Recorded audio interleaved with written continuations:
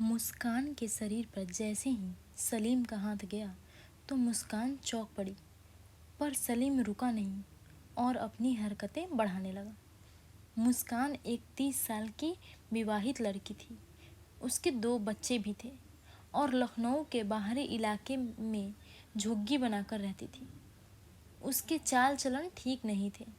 इसी कारण से उसका पति उससे दूर रहने लगा था और दिल्ली जाकर अकेले ही मेहनत मजदूरी करता था।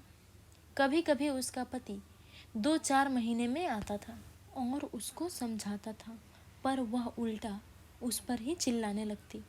उसका पति शमशाद उसे थक हार कर हमेशा के लिए दिल्ली में रहने लगा था। मुस्कान जरूर झुग्गी में रहती थी और उसका पहनावा एक अमीरों वाला रहता था। वह हमेशा गहरे रंग की लाल लिपस्टिक अपनी होठों पर लगाती। इसी कारण बस आसपास के रहने वाले जवान लड़के उसको ताकते रहते।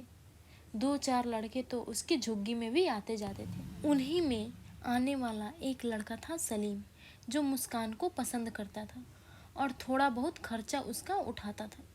मुस्कान दिखने के लिए आसपास बने फैक्ट्री के सामने गत्ता वगैरह बीनकर कबाड़ी में बेच कर लाती थी, जिससे उसका सिर्फ मेकअप का सामान ही हो पाता था। क्योंकि सलीम और मुस्कान बेहद करीब थे, पर मुस्कान 1-2 लड़कों के संपर्क में रहती थी। आज सुबह के 9 बज रहे थे। मुस्कान अभी बाथरूम से नहाकर बाहर निकली थी। तब तक सलीम आ धमका और मुस्कुराते हुए बोला, क्या बात है जाने मन, आज कहीं जाने का इरादा है क्या? क्यों मुझे हर काम तुझसे पूछकर ही करना पड़ेगा? मुस्कान ने तेजी से बोली। हाँ हाँ, सारे काम मुझसे पूछकर करना पड़ेगा।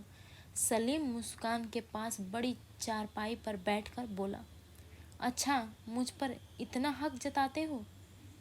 देने को तुम्हारे पास फूटी कौड़ी नहीं है और हक ऐसे जैसे मैं आपकी बीवी हूँ। यह रोज रोज का राशन लेकर आता हूँ और यह जो तुम साड़ी पहन रखी हो, यह सब किसने ला कर दिया है? सलीम चिल्लाकर बोलता। चिल्लाओ मत। इस बार मुस्कान चिल्ला उठी और बोली, छोटी छोटी ज़रूरतों से एक औरत का पेट नहीं भरता। मुस्कान की यह बातें सुनकर सलीम चारपाई से खड़ा हो गया। अच्छा, तो इसलिए वह लौंडों के घर पर आते हैं, तब वह तुम्हारा खर्चा उठा सके।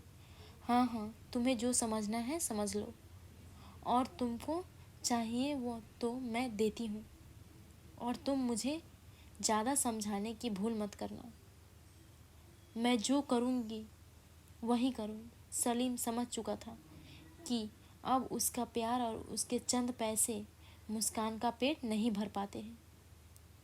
अब वह दौलत की लालची हो गई है।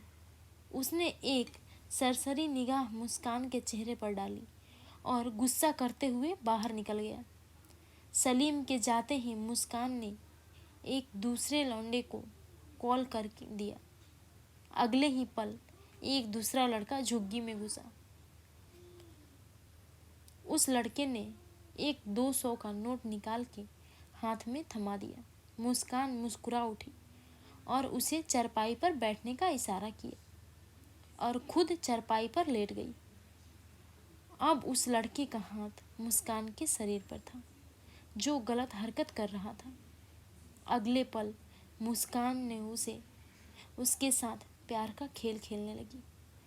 सलीम बाहर जरूर निकल गया था और वह एक फैक्ट्री के सामने बने ढाबे पर चाय की चुस्की ले रहा था, पर वह सोच रहा था कि वह एक गलत औरतों से प्यार कर बैठा है। उसका मन तो कह रहा था कि छोड़ दो ये सब चीज़ों में और कुछ नहीं रखा, पर उसका दिल कह रहा था कहीं न कहीं वह इंतकाम लेगा और उस औरत को सबक सिखाएगा। इसी झलझलाहट में वह जल्दी जल्दी चाय पी के वापस मुड़ा और मुस्कान के घर की ओर बढ़ा। मुस्कान के घर में घुसते ही वह नज़ारा देखकर सलीम चौंक पड़ा। मुस्कान की गोद में वही लड़का अभी भी प्यार के नशे में कुछ यूं ही खोया हुआ था, जैसे वह शराब के नशे में डूबा हो। मुस्कान के पास दूसरा लड़का देखकर सलीम का गुस्सा आसमान छूने लगा। अच्छा, तो अब यह बिजनेस भी चालू कर दिया है तुमने? तभी तो कहूँ कि तुम आजकल मेरी तरफ ध्यान क्यों नहीं देती हो और हमेशा मुझ पर इल्ज़ाम लगाती रहती हो। हाँ हाँ, तो क्या हुआ? कोई घर में आ गया तो कौन सी आफत आ पड़ी? और तुम्हें आराम करना है तो दूसरी चारपाई पड़ी है, आराम कर लो। मैं यहाँ कोई आराम करने नहीं आया हूँ, मैं तो तुम्हारे इस गंदे खेल का अंत करने आया हूँ। इस बार सलीम कुछ ज़्यादा ही गुस्से में दिख रहा था। अब वह दूसरा लड़का भी उठकर बैठ गया था और मुस्कान की तरफ इशारा करके पूछ रहा था कि वह कौन है, तो तुम क्या करोगे और तुम कर भी क्या सकते हो? तुम तो मेरा खर्चा भी पूरा नहीं कर पाते और हुक्म ऐसे चलाते हो जैसे मैं तुम्हारी बीवी हूँ। अगर तुम्हें यह सब पसंद नहीं है तो तुम जा सकते हो। मुस्कान की कठोर शब्द सुनकर सलीम उठकर खड़ा हुआ और पास में रखी रॉड से दूसरे लड़के पर वार कर दिया। सलीम का वार इतना तेज था कि एक ही रड में वह लड़का बेहोश हो गया। अरे, यह क्या कर दिया? तुम्हारा दिमाग तो ठीक है? मुस्कान ने उससे लड़के को हिला डुलाकर देखते हुए बोली थी, क्योंकि वह लड़का बेहोश हो चुका था। इसलिए मुस्कान उस लड़के की बाजू छोड़कर सलीम के पास खड़ी हो गई। सलीम की आंखों में जैसे खून उतर आया था और उसने दूसरी रॉड उठाकर मुस्कान की तरफ बढ़ा। देखो, तुम मुझे नहीं मार सकते और तुम मुझ पर इतना हक क्यों जता रहे हो? एक पल के लिए सलीम रुक गया था और मुस्कान की सारी बातें सुन रहा था। कुछ भी हो, मैं तुम्हारा यह अय्यासी का धंधा नहीं चलने दूंगा। इतना बोलकर सलीम ने दूसरी रॉड मुस्कान पर चला दी। पहले की तरफ यह वार भी बहुत तेज था और मुस्कान धड़ाम से चारपाई पर गिर पड़ी। अगले ही पल सलीम ने दरवाजे की तरफ देखा तो वह चौंक पड़ा। दरवाजे पर उसका पति खड़ा हुआ था, जो मुस्कुराते हुए यह सब नज़ारा देख रहा था। मुस्कान के पति को देखकर सलीम बोला, अरे भाई साहब, आप कब आए? अब सलीम ने रॉड नीचे रखकर उसके पति की ओर बढ़ा। अरे, मैं तो ऐसे ही बच्चों को देखने आया था, लेकिन यहाँ का माजरा देखकर मैं समझ गया था कि यह बदसूरत औरत मेरे पीछे क्या खेल खेलती होगी।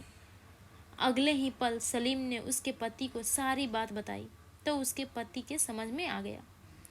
अब वह तब लड़का और मुस्कान दोनों होश में आ गए और अपने पति को देखकर मुस्कान दंग रह गई और शर्म के मारे उसका सिर झुक गया था। ठीक है सलीम भाई, अब मैं वापस चला। मैं यहाँ बच्चों को देखने आया था, अब बच्चों को देख चुका हूँ। वह वापस जा रहा था। शायद कभी ना ऊपर सलीम भाई, तुम फ़ोन करते रहना।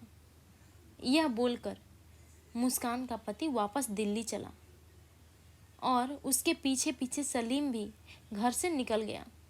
घर से निकलते ही वह यह सोच रहा था कि वापस कभी इस घर में नहीं आएगा, क्योंकि मोहब्बत बिकती है बाज़ारों में, पैसे यहाँ दिल लगाने से कुछ नहीं मिलता। यही शायरी गुनगुनाते हुए वह वापस ढाबे की तरफ बढ़ गया। ऐसे ही कहानियाँ सुननी हो तो आप हमारे चैनल को सब्सक्राइब करें, हमारे वीडियो को लाइक करें और शेयर ज़रूर करें। धन्यवाद।